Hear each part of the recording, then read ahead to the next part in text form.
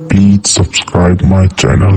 जब विवाह हो जाता है, विवाह होने के बाद फिर पता चलता है कि लड़का कैसा है या लड़की कैसी।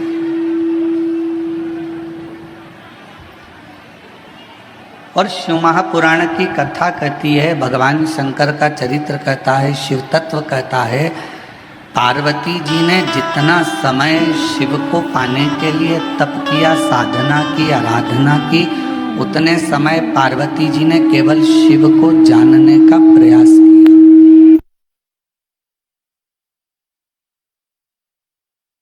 उतना समय केवल पार्वती जी ने भगवान शंकर को जानने का प्रयास किया,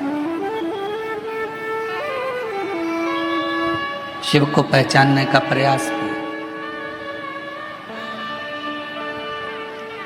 क्योंकि विवाह होने के बाद में अगर आप लड़के के बारे में कहीं से खबर उठा रहे हो कि वो लड़का ऐसा है या लड़का वैसा है, या लड़का ऐसा या लड़की ऐसी है, लड़का वैसा, तो वो श्रेष्ठता नहीं,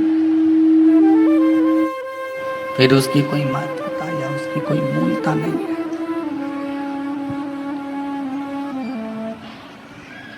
पार्वती जी ने घोर तप कर कर शिव को जानने का प्रयास किया। अब आप आज के जमाने में तप नहीं कर सकते तो कम से कम तपास तो कर सकते हो।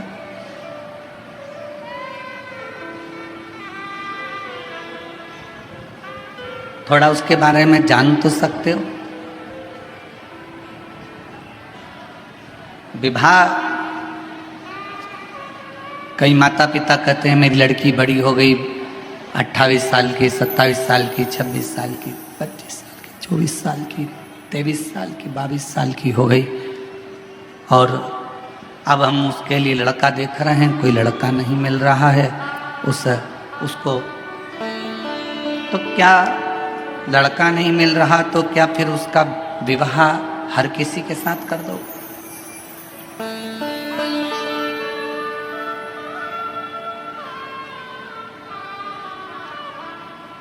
यही कि यही लड़के के साथ में भी है। लड़के के लिए लड़की देख रहे हैं, जम नहीं रहा, बहुत प्रयास कर लिया, बहुत प्रयास कर लिया, कोई जमता नहीं, तो फिर क्या हर किसी के साथ में विवाह कर दो?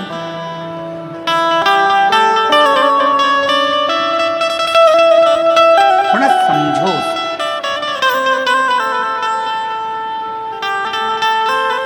थोड़ा उसके बारे में जानने का प्रयास करो। लड़की कैसी है, लड़का कैसा है।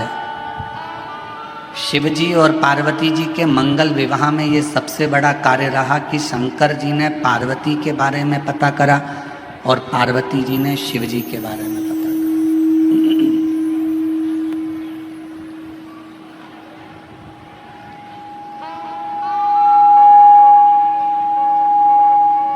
सप्तऋषियों को भेजा गया, देवताओं को भेजा गया, अप्सराओं को भेजा गया, गंधर्वों को भेजा गया, और सबको भेजने का कारण केवल इतना था कि मालूम कर लें कि पार्वती जी की तप साधना में बल कितना है,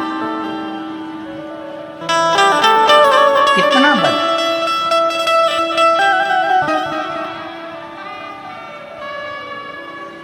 कई लोग कहते हैं गुरुजी हमने एक बार पशुपति व्रत कर लिया, हमने 2 बार पशुपति व्रत कर लिया, हमने 3 बार पशुपति व्रत कर लिया।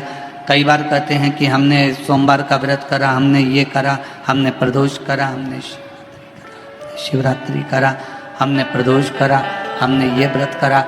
इसके बाद भी भगवान हमारी सुन क्यों नहीं रहा?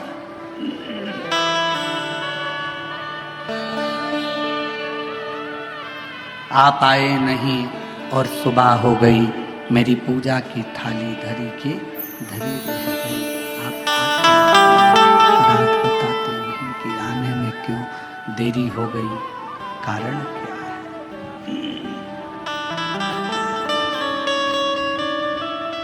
क्या गलती हुई है? क्यों नहीं आए, क्यों रह गए, किस लिए नहीं पहुंचे, वह तो मालूम पड़े।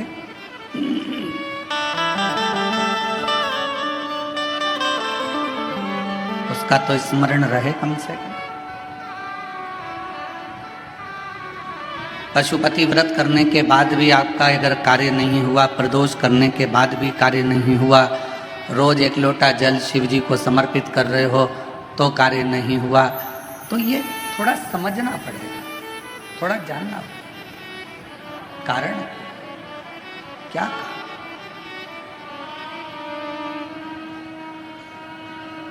ऐसा कौन सा कारण है कि भगवान आपके करीब में नहीं आ पा रहे।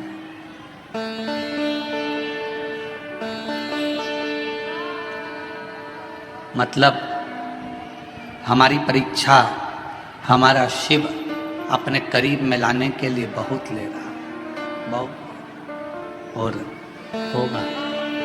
परीक्षा हो रही है, उस परीक्षा में एक ना एक दिन पास जरूर हो, लगे रहना। शिव की भक्ति में, भजन में, स्मरण में, नाम कीर्तन में, मंत्र जाप में लगे, छोड़ना नहीं। भगवान का नाम, भगवान का मंत्र जाप, भगवान का स्मरण छोड़ना।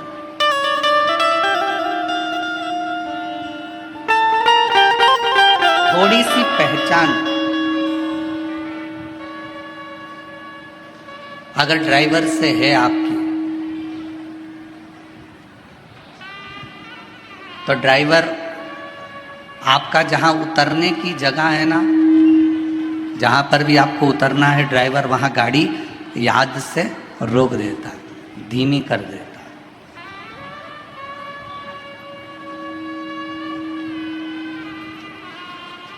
यदि थोड़ी सी भी पहचान आपकी ड्राइवर से है तो ड्राइवर गाड़ी को थोड़ा धीमा कर दे। थोड़ी सी पहचान यदि आपकी बैंक में है तो वहाँ आपको लाइन में खड़े होने की ज़रूरत नहीं है। पहुँचते से ही स्लिप दीजिए, बैंक का मैनेजर, बैंक में कार्य करने वाला व्यक्ति आपका कार्य तुरंत कर दे।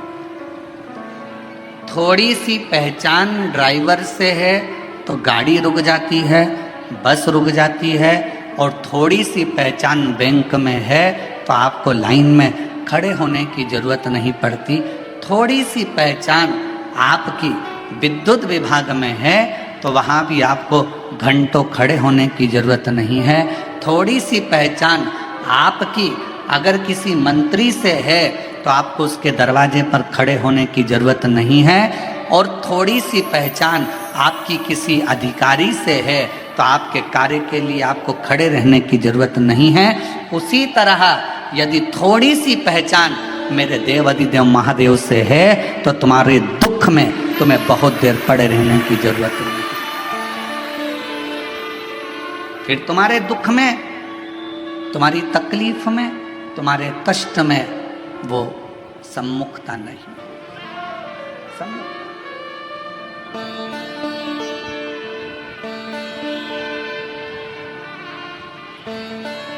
बनाओ, ड्राइवर से पहचान बनाई तो ड्राइवर ने बस को रोक दिया।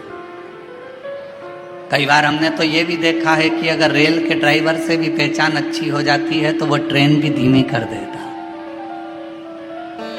1-2 मिनट के लिए, 2-4 सेकंड के लिए ट्रेन तुम्हारे लिए ज़्यादा रोक देता है। अरे अपनी पहचान वाली चढ़ रही है, बेचारी धीमी धीमी चढ़ती है। छत्रपति संभाजी नगर में ट्रेन अगर आएगी तो मैं तुम्हारे लिए थोड़ा धीमा कर दूंगा, 1-2 सेकंड आप थोड़ा उतर लेना, चढ़ लेना, ऐसा कर।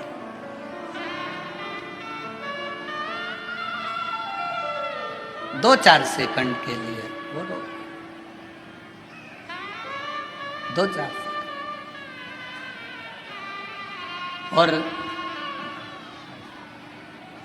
2-4 सेकंड के लिए वो रोक दे।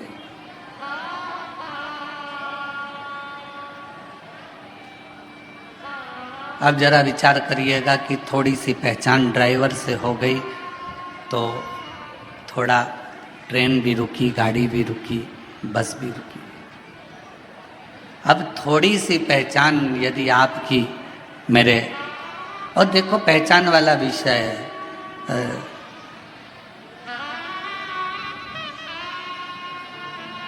कई माताओं ने तो अपने रिश्तेदार को फोन लगाया होगा। एक अंश मात्र भी अगर आपकी पहचान किसी ड्राइवर से हो गई, किसी से हो गई, तो भी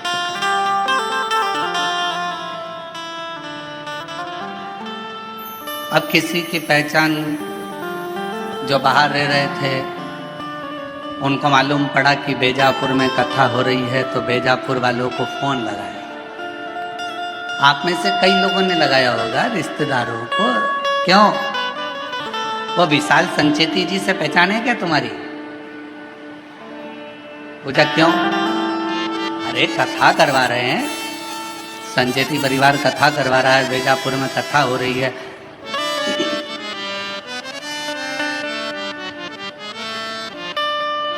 थोड़ी बहुत पहचान।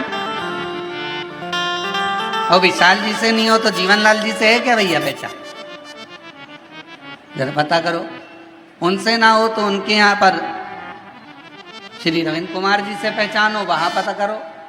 उनके परिवार में कोई पहचान हो तो वहां मालूम करो। और इससे अपनी पहचान निकाली गई। क्यों निकाली गई? कि अगर पहचान मिल जाएगी तो थोड़ा आगे बढ़ने, आगे बैठने की व्यवस्था हो जाएगी। पहचान ढूंढी कि आगे बैठने के लिए विशाल संचेती को ढूंढो, उनके परिवार के लोगों को ढूंढो, आगे बैठने की व्यवस्था मिल जाएगी। बस ऊपर भी यही काम होना है। क्यों भैया? तू मुझे जानता नहीं है, मेरी शंकर भगवान से पहचान है, आगे बैठने की व्यवस्था मेरी है। नर्क नहीं, कोई नर्क नहीं, एक भी नहीं। मेरी पहचान मेरे शिव से है, मेरी पहचान मेरे शंकर से है, मेरी पहचान मेरे भोलेनाथ से है, उस करुणा सागर, उस दया सागर मेरे शंभू से है। हमारे ज्यादा रिश्तेदार नहीं, हमारे तो केवल दो रिश्तेदार है, एक शंकर है, पार्वती है। उसके सिवाय हमारा कोई नहीं, शिव और पार्वती के सिवाय कोई नहीं। केवल शिव, शंकर और पार्वती।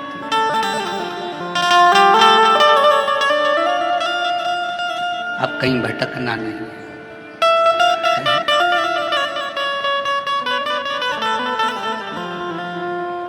कहा, किसी ने पूछा गुरुजी बड़ी तकलीफ होती है, बड़ा दुख होता है, शरीर में रोग होता है, कष्ट होता है, तो हमें क्या करना चाहिए? हमने कहा कि जितनी जितनी शरीर में रोग बढ़ता चले जाए, उतना श्री शिवाय नमस्तुभ्यम मंत्र का जाप बढ़ाते चलो। जितना तकलीफ, जितना दुख बढ़ता चले जाए, उतना भगवान का नाम बढ़ाते चलो, भजन बढ़ाते चलो। कितनी परीक्षा पार्वती जी की हुई।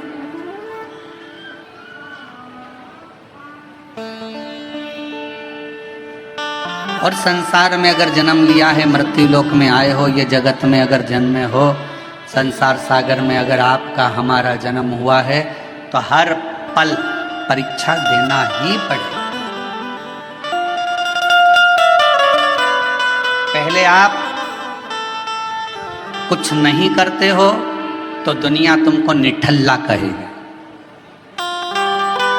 आपने अगर कोई काम करना चालू करा तो दुनिया के लोग आप पर हंसेंगे। इसके बस का है? इसके पिताजी ने करा कभी जो ये करेगा? पहले काम नहीं करोगे, लोग निठल्ला समझेंगे, ताना देंगे, गाली देंगे, अपशब्द कहेंगे। फिर आप काम करना चालू करेंगे तो लोग आपको फिर कहना प्रारंभ करेंगे कि हंसेंगे। इसके बस का है? हंसेंगे लोग। और जब आप किसी काम को करते करते करते करते उन्नति की सीढ़ी पर चढ़ जाओगे, खूब ऊपर की ओर बढ़ जाओगे, तो फिर लोग जलन रखकर तुम्हारी टांग खींचना प्रारंभ करेंगे, अपशब्द कहना प्रारंभ करेंगे।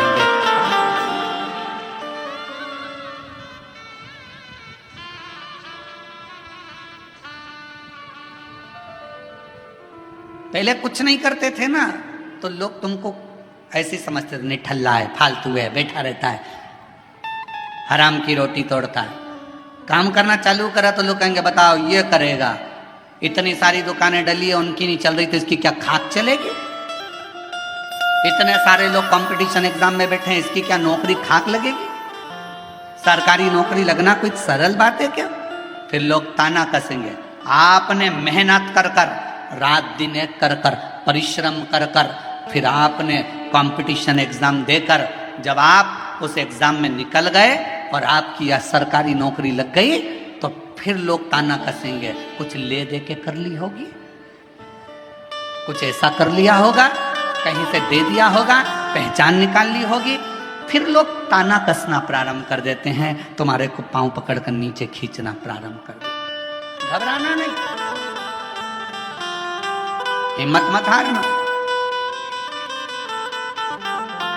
आप थोड़ी सी मेहनत ज्यादा करोगे, आगे बढ़ोगे, उन्नति की सीढ़ी पर चढ़ोगे, अग्रण्य होते चले जाओगे, बढ़ते चले जाओगे, लोग तुमको पांव खींचकर नीचे करना प्रारंभ कर। उस समय घबराना नहीं। जब मेहनत कर रहे थे, जब कोई था क्या तुम्हारे साथ में? जम के बोलो, अकेले संसार में आए हो, माँ के गर्भ से भी अगर जन्म होगा 2 बच्चों का, तो पहले एक का जन्म होगा, फिर दूसरे का होगा। अकेले संसार में आए हो, अकेले ही मेहनत करना है, और आखिरी में भी अकेले ही रह जाना है, और अकेले ही उन्नति की सीढ़ी पर चढ़ते चले जाना है।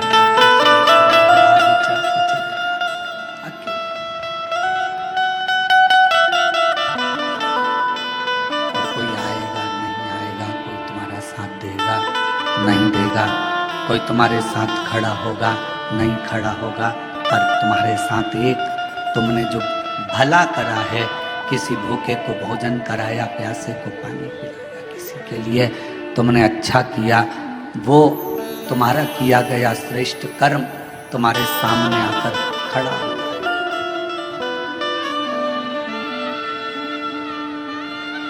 कुछ अच्छा श्रेष्ठ कर्म तुम्हारे सम्मुख में आके खड़ा हो, उस समय तुम्हें घबराना नहीं है। एक शिव महापुराण की, बेलपत्र शिव पुराण की एक बड़ी सुंदर कथा आती है। कुर्म पुराण की यह कथा है। गीता प्रेस गोरखपुर की अगर कुर्म पुराण शिव महापुराण के साथ में अगर आप कुर्म पुराण की कथा को पढ़ते हो, तो पृष्ठ संख्या 193 और अध्याय 31 में ये कथा बेलपत्र से जुड़ी हुई आपको मिलेगी।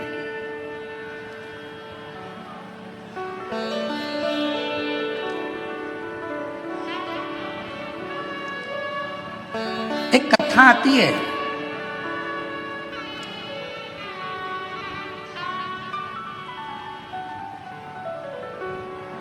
काशी प्रदेश में एक शंकुकर्ण नाम के एक महाराज रहते थे। हमने उनको महाराज कहा।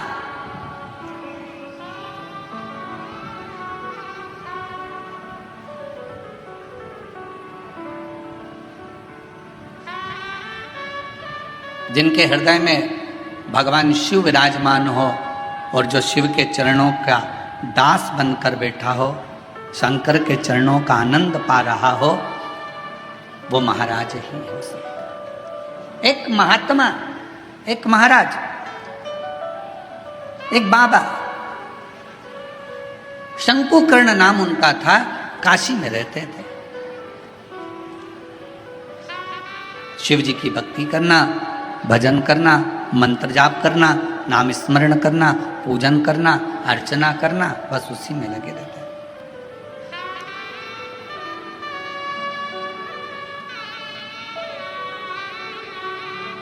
अब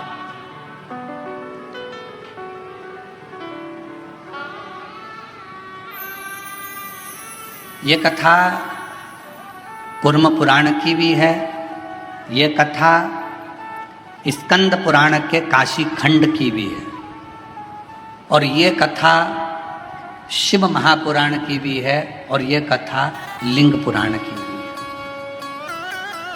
4 पुराण में से लेकर इस कथा को बांटा जा रहा है। अगर कुर्म पुराण में पढ़ोगे तो गीता प्रेस गोरखपुर की 193 नंबर पेज पर इसको पढ़ सकते हो। स्कंद पुराण को पढ़ोगे तो काशी खंड में पढ़ सकते हो। लिंग पुराण को पढ़ेंगे तो भगवान शिव के लिंगों का वर्णन में इसको पढ़ सकते हो।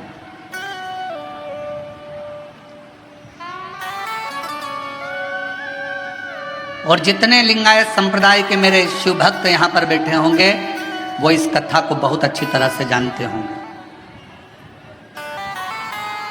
काशी प्रदेश में एक शंकुकर्ण नाम का एक व्यक्ति रहता था। उसको हमने संत की गणना में रखा। हमने उसको महाराज कहा, तपस्वी कहा, साधक कहा, उपासक कहा।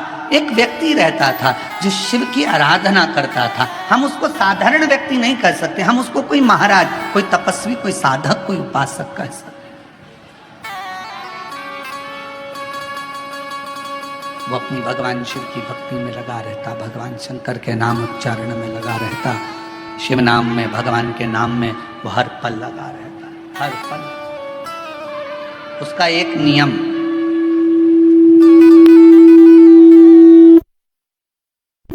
बड़ा प्रबल था।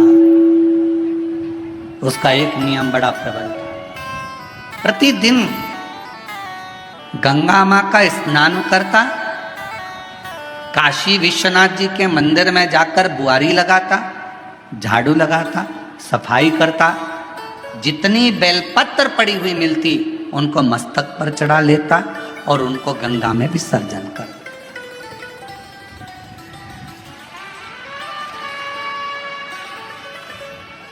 आप सभी को मालूम होगा सीहोर की विठले सेवा समिति द्वारा एक अभियान चलाया गया था, निर्माल्य विसर्जन रथ। यहां पर भी चला था, छत्रपति संभाजी नगर में भी चला।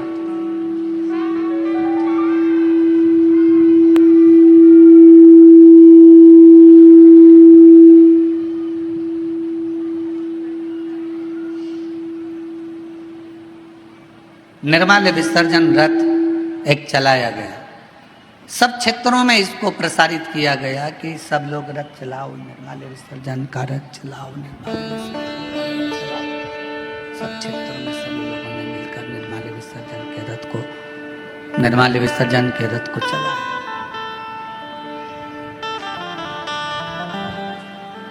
कई लोगों ने पूछा कि गुरुजी ये निर्माल्य विसर्जन का रथ चलाना कहाँ से उत्तमता है?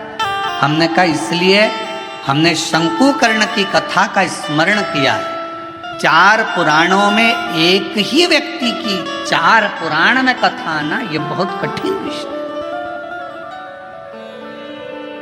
स्कंद पुराण के काशी खंड में भी ये कथा आना, कुर्म पुराण में भी कथा आना, लिंग पुराण में भी कथा आना और शिव पुराण में एक व्यक्ति शंकुकर्ण की कथा 4 पुराण में आना और केवल एक ही काम करा है शंकुकर्ण ने। वो काम था विश्वनाथ जी के मंदिर में जितनी भी बेलपत्र चढ़ती थी, जितनी भी निर्माल्य चढ़ती थी, भगवान जितनी भी बेलपत्र चढ़ती थी, जितनी भी निर्माल्य चढ़ती थी, वो सारी बेलपत्र निर्माल्य को भरता, मस्तक से लगाकर प्रणाम कर कर उसे गंगा जी में विसर्जन कर देता। नियम था।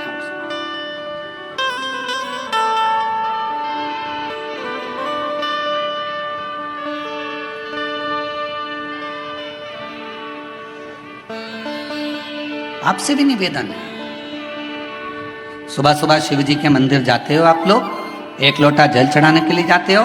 शंकर जी के मंदिर में जो निर्माल्य पड़ा रहता है, इधर उधर अगर कोई फूल पत्ती बेलपत्र सामग्री पड़ी रहती है, उसको उठाकर एक और जब रखो तो उसको प्रणाम करा करो। क्यों, किस लिए? शंकुकर्ण की कथा कहती है निर्माल्य को उठाकर जो मस्तक से लगाकर प्रणाम कर कर विसर्जन में रखता है, विसर्जन की ओर रखता है, उसके अंदर एक ऐसा बल उत्पन्न हो जाता है कि मात्र वो किसी पर अपनी दृष्टि भी डाल देता है तो प्रेत जीवों का भी उद्धार हो जाता है। वो निर्माल्य में विसर्जन करी हुई निर्माल्य में इतना बल उत्पन्न होता है महाराज।